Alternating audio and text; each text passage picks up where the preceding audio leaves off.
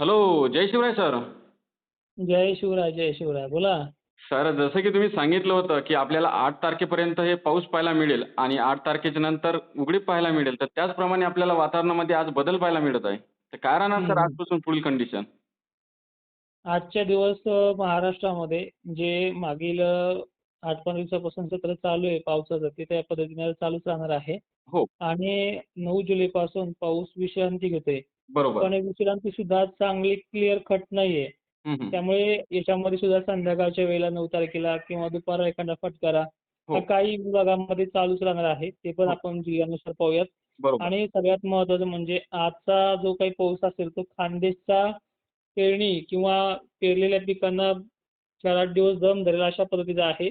हो, आणि सगळ्यात महत्त्वाचं म्हणजे हा गॅप आहे. अनेक शेतकऱ्यांना अपुऱ्या पाण्यावरती पेरण्या केल्यात. गॅप म्हटलं की त्यांना भीती वाटते, की ही बरोबर. उघडीप किती दिवस राहील.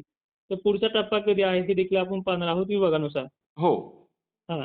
तर सगळ्यात प्रथम म्हणजे आजही मुंबईसारख्या ठिकाणी, कोकण किनारपट्टीसारख्या ठिकाणी, नाशिक, छत्रपती संभाजीनगर सारख्या ठिकाणी, जळगाव, खान्देश, नंदुरबार हो. ते पुणे जिल्हा, साताऱ्यामध्ये सुद्धा जोर वाढणार आहे आणि परिस्थिती या भागातली पुन्हा बिकट होत जाणार आहे. म्हणजे पाऊस इथे आजच्या दिवस संततधार ते मुसळधार पद्धतीने बरसणार आहे. हां, हां, हां. आणि मराठवाडा, विदर्भ हा जेमतेम दमदार पेरलेल्या पिकांना थोडे काही दिवस टिकून राहील अशी ओल पद्धतीचा पाऊस होत राहणार आहे. हो.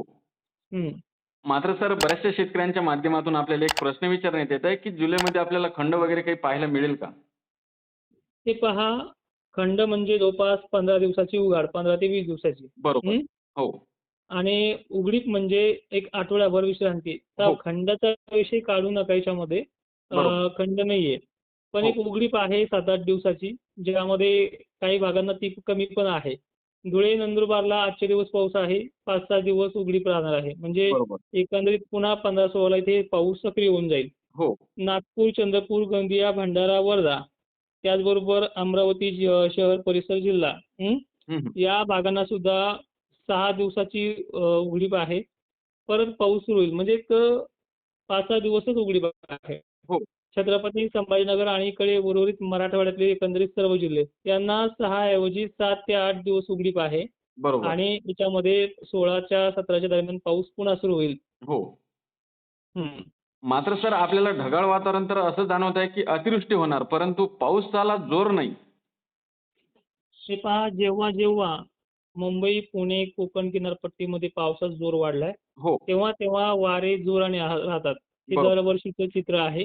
हो, आणि सगळ्यात महत्त्वाचं म्हणजे आभाळ पाऊस सांगितल्याच्या प्रमाणे 10 ते 20 पट शिल्लक आलेले आहे. हो, बरोबर. पण काही भागांमध्ये वारे अतितीव्र वेगाने वाहत आहेत हो, आणि त्यामुळे तिथे हलक्या स्वरूपाचा पाऊस पडतोय. हो. ज्यामुळे पेरणीच्या योग्यतेचा किंवा पिकांना समाधानकारक नाहीये. नाही. पण सगळ्यात महत्त्वाचं काय आहे, की ज्या सुपर अल निनोच्या काळामध्ये धरणाची परिस्थिती ही बदलताना आपण पाहतोय. पाण्याचा प्रश्न त्या प्रमुख शहरांचा तर मिटलाच आहे. हो, आणि ह्याच जुलैच्या अखेरीसपर्यंत सुद्धा हे जे काही जायकवाडी आहे, आणखीन काही धरणं आहेत, नदी-नाले आहेत, ते सुद्धा याच महिन्यामध्ये शेवटी का होईना कव्हर होतील.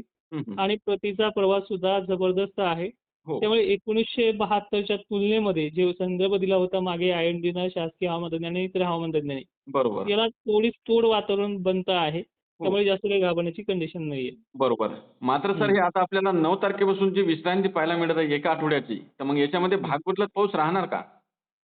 राईट. हा खूप प्रमुख प्रश्न आहे. कारण की उघडीप म्हटलं की 100% क्लिअर वातावरण असं नाहीये. हो, आता उद्याची तारीख 9 जुलै आहे. हो, यामध्ये सुद्धा अमरावतीसारख्या ठिकाणी, अकोल्यासारख्या ठिकाणी सत्कारे-बिटकारे संध्याकाळपर्यंत का होईना काही भागांमध्ये दाखल होत राहतील. बरोबर. हं. आणि मात्र मराठवाड्यात सुद्धा स्थानिक लेव्हलचं जसं वातावरण असतं, हो, त्या पद्धतीने फटकारे-फुटकारे, परभणी, नांदेड, हिंगोली परिसर असेल, नाशिक, कोकण किनारपट्टी असेल राहील. पण वातावरण मोकळं होतंय आणि बरोबर. यामध्ये ढगांमधनं पडणारा पाऊस तेवढाच मर्यादित राहणार आहे. हो. मात्र सर हे हं, जे वातावरण आहे विश्रांती घेतल्याच्या नंतर जे वातावरण ॲक्टिव्ह होणार आहे, तर ते कोणकोणत्या हं. जिल्ह्यामध्ये सुरुवातीला सक्रिय होणार?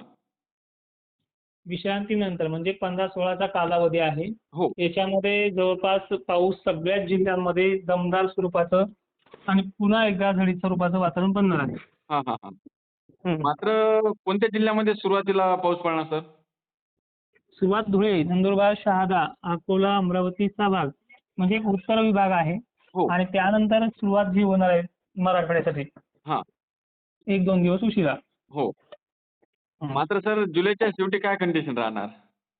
जुलैच्या बघा 2-3 टप्पे आहेत त्याच्यामध्ये. हो. 15-16च्या ॲक्टिव्हिटी नंतर तो पाऊस 5-6 दिवस राहील आणि 22-24च्या दरम्यान एक परत ॲक्टिव्ह राहील. हां, हां, हां. जी 22-23ची ॲक्टिव्हिटी आहे ती मोठी आहे. 15-16ची सुद्धा दमदार ते पिकांना तरसू देणार नाहीये, हो. अशी आहे. हं. बरोबर. मात्र आपल्याला जुलैमध्ये चांगलाच पाऊस पाहायला मिळत आहे. जसं की तुम्ही सांगितलं होतं जुलैमध्ये आपल्याला जोरदार व अतिमुसळधार सुद्धा पाऊस पाहायला मिळेल. तर त्याचप्रमाणे आपल्याला काही भागामध्ये अतिवृष्टी तर काही भागामध्ये भाग बदलत पाऊस सुद्धा चालू आहे आणि तुम्ही सांगितलं होतं की ढगाळ वातावरण राहत आहे, परंतु पावसाला जोर नाही. म्हणजे काही भागातलीच बरं. तर सर तुम्ही सांगितल्याप्रमाणेच आपल्याला वातावरण पाहायला मिळत आहे. हं. नक्कीच धन्यवाद. हो. नक्कीच सर तुम्ही शेतकऱ्यांना एक महत्त्वपूर्ण आणि डिटेलमध्ये माहिती दिल्याबद्दल धन्यवाद सर. नक्कीच, नक्कीच.